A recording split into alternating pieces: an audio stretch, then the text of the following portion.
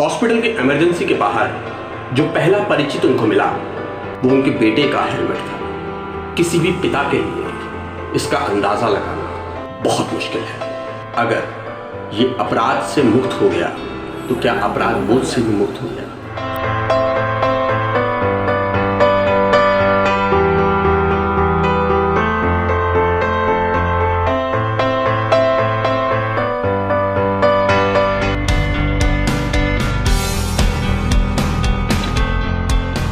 Hello दोस्तों, आज बात अंकल जी की। 70-75 साल के अंकल जी अमूमन 7 साढ़े 7 बजे खाना खा लेते हैं और 8:30-9 बजे तक सो जाते हैं। उस दिन रात के करीब 11:30 या 11:45 के आसपास का टाइम। फोन की घंटी बजी। पहली बार में अंकल जी ने नहीं उठाया। दूसरी बार में अंकल जी ने फोन उठाया।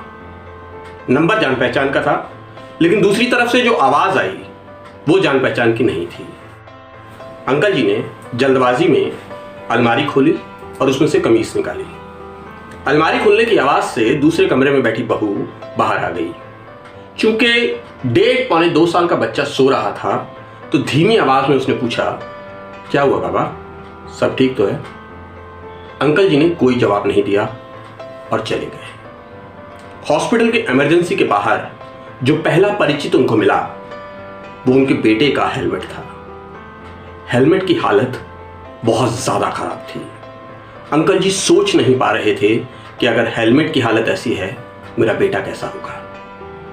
हॉस्पिटल स्टाफ ने उनको बताया कि उनका बेटा और उसका दोस्त कहीं से शराब पीकर आ रहे थे। उनके स्कूटर का एक गाड़ी के साथ हेड ऑन कोलिजन हुआ, आमने सामने की टक्कर हुई।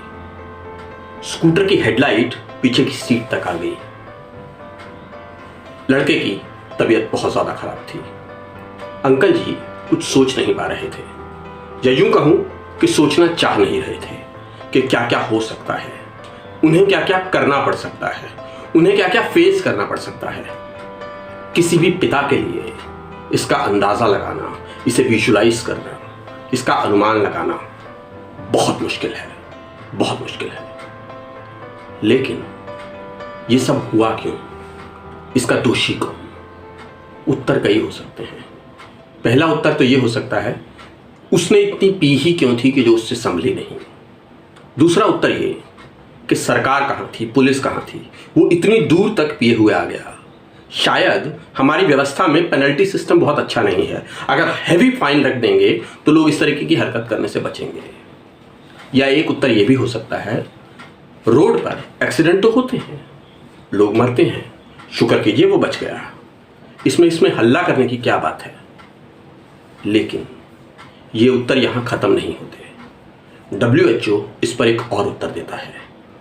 2010 से लेकर 2017 तक WHO ने कुछ स्टडी की और उस स्टडी के हिसाब से कुछ आंकड़े पेश किए। उनके मुताबिक 2010 से लेकर 2016 तक करीब 92,800 लोग भारत में ऐसी सड़क दुर्घटनाओं के शिकार हुए जहां पर ड्रंक एंड ड्राइव के केस थे, मतलब शराब पीकर गाड़ी चलाने के केसेस। इसका मतलब यह है कि इस दौरान हमने लगभग पर डे 42 से 43 लोग खोए हैं शराब पीकर गाड़ी चलाने के केसेस में। नेशनल क्राइम ब्यूरो रिकॉर्ड एक और आंकड़ा देता है। उसके मुताबिक रोड एक्सीडेंट्स में अगर ड्रंक एंड ड्राइविंग का केस हो, मतलब अगर गाड़ी चलाने वाले ने शराब पी रखी है, तो 42% एक्सीडेंट जो है वो फेटल होते हैं, उसमें मौत हो जाती है। ये लड़का खुशकिस्मत था कि बच गया। अंकल जी को बाथरूम में रोते हुए देखा गया। वो रो इसलिए नहीं रहे थे कि उनका बेटा बहुत बीमार था, वो इसलिए रो रहे थे क्योंकि जो काम उन्होंने अपने बेटे के लिए तब किए थे जब वो गोद में था, आज उन्हें करने पड़ रहे हैं जब उसका खुद का बेटा है। आज सोच सकते हैं मेरा इशारा किस तरफ है। इसी सब को लेकर चेन्नई के रामचंद्रन मेडिकल कॉलेज और रिसर्च इंस्टीट्यूट ने एक रिसर्च की। उसने शराब को एक नई बीमारी का नाम दिया। उसने कहा ये फैमिली डिजीज है। फैमिली डिजीज क्यों है? लेकिन जो आदमी शराब पी रहा है वो तो जो झेलता है वो झेलता है, उसका जो होता है वो होता है।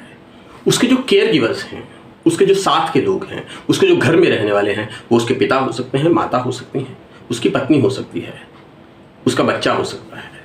ये सब एक मानसिक प्रताड़ना का शिकार होते हैं, एक मेंटल स्ट्रेस से गुजरते हैं, एक ट्रॉमा से गुजरते हैं, एक तरीके के डर के साथ जीते हैं। इस रिसर्च में बहुत चौंकाने वाले तथ्य सामने आए। एक तथ्य तो ये सामने आया था कि ये जो मानसिक ट्रॉमा है, जो स्ट्रेस है, ये कंट्रीब्यूट इसमें जो करता है सबसे बड़ा सेगमेंट, वो middle class, lower middle class और लोअर क्लास है। अगर इन तीनों को मिला दें तो करीब 73% ये आंकड़ा जाके बनता है। एक और बड़ा चौंकाने वाला तथ्य सामने आया। अधिकतर लोग ये कहते हैं कि ऐसे हादसे या ऐसी सिचुएशंस उन घरों में होती हैं जहां शराब खराब हो जाती है। मतलब ये कि लोग बहुत ज़्यादा पीते हैं, उनका कंट्रोल नहीं रहता। ये रिसर्च कहती है कि 52% ऐसे केसेस ये अवसाद के कारण, ये स्ट्रेस के कारण, ये एंग्जाइटी के कारण, ये मेंटल स्ट्रेस के कारण, मेंटल डिसऑर्डर के कारण, इस तरीके की मेंटल हेल्थ के कारण जो हैं 52% माइल्ड और मॉडरेट ड्रिंकर्स होते हैं।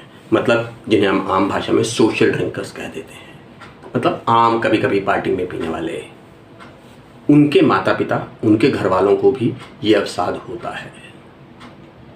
सवाल बहुत बड़ा है, उसके बाद जो हुआ वो किसी केस या किसी रिपोर्ट में दर्ज नहीं हुआ, क्योंकि ऐसे केसेस में अगर गलती खुद की हो और हमने खुद ने पी रखी हो तो हम उसे कई नाम दे देते हैं, लेकिन शराब यूं बच के निकल जाती है। शराब बाइज्जत बरी हो जाती है, यूं कहें तो। उस समय पर अगर ये अपराध से मुक्त हो गया तो क्या अपराध बोझ से भी मुक्त हो गया? उसके बाद कुछ समय तक शराब ना पीने के बाद उसने फिर से पीनी शुरू कर दी। आज भी अंकल जी उस हेलमेट को याद करके कांप जाते हैं। इस लड़के की वाइफ आज भी रात को अपने पति का इंतज़ार करती है। इंतज़ार इस बात का कि फ़ोन आने से पहले पति आ जाए, और अगर फ़ोन भी आता है तो सामने से बोलने वाला आदमी उसका पति ही हो। क्या हम लोगों को इंतज़ार करना चाहिए कि हमारी खुद की समझ को पीछे छोड़कर अपने खुद के बोध को हम किसी कानून के तहत गिरवी रख दें कि जब तक उसमें हैवी पेनल्टी नहीं आएगी तब तक हम अपने इन कृत्यों पर विचार नहीं करेंगे, अपने इन एक्शंस को हम रीथिंक नहीं करेंगे। ये हमारे लिए कितने अच्छे हैं या कितने बुरे हैं। जिसे हम अपना शौक़ कह रहे हैं, क्या वो हमारी मजबूरी नहीं बन गया है कि हमें पीकर, शराब पीकर गाड़ी चलाने पे मजबूर कर रहा है? मेरा आग्रह है इस पर एक बार ज़रूर सोचें। धन्यवाद। अगर आपको लगता है कि ये वीडियो किसी की ज़िंदगी में बदलाव ला सकता है, किसी को सोचने के लिए एक मौका दे सकता है, तो इसे फॉरवर्ड करें। धन्यवाद।